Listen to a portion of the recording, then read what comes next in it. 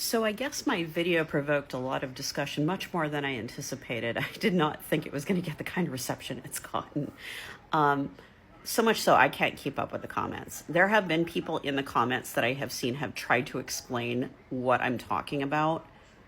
But, God bless you guys. But there's just tens of thousands of comments and people are just talking over each other and all that kind of stuff. But so I figured I'd make a part two. And so what they have done, first off, Texas is already gerrymandered, right? So you can only gerrymander so much before you start spreading your margins too thin. And if you have a blue district and you have like 3 pink districts around it, you break up that blue district and distribute it amongst those 3 pink districts. What have you done?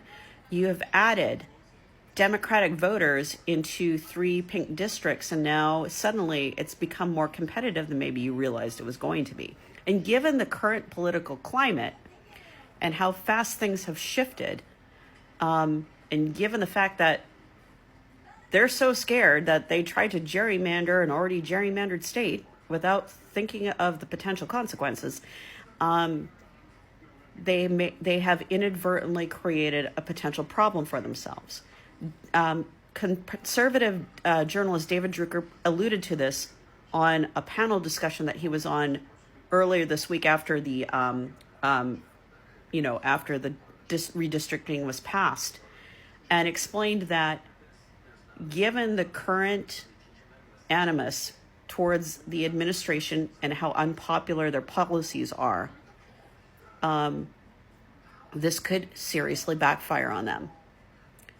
Not to say that it's good, and there's no guarantee that they will win these 5 seats that they are so desperately thinking that they need. There's no guarantees of this, given the current political climate. Now, here's the other part of this. Gerrymandering is meant to disenfranchise voters, to make them think that there's nothing that they can do. They want you to not show up and vote. They do not want you to vote. They want you to cower in a corner and cry and say, oh my God, I can't do anything. I think I'm going to die. They want you to think that there's nothing that we can do.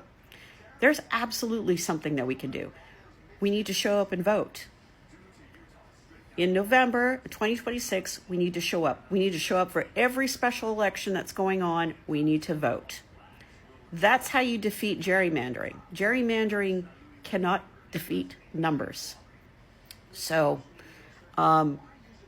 I've, seen people in my comments saying, well, there's not going to be a 2026 election. Bro, why would they be trying to gerrymander if there wasn't going to be one? If they were not truly going to have elections in 2026, why would you go through the trouble of gerrymandering? Just like, let's slow down and understand that in the haste and the rushing of this to get this through, they may have overplayed themselves. It's really not hard to see. There are, of course, variables that come into play. This is not a conclusion by any means. We still have to do our part.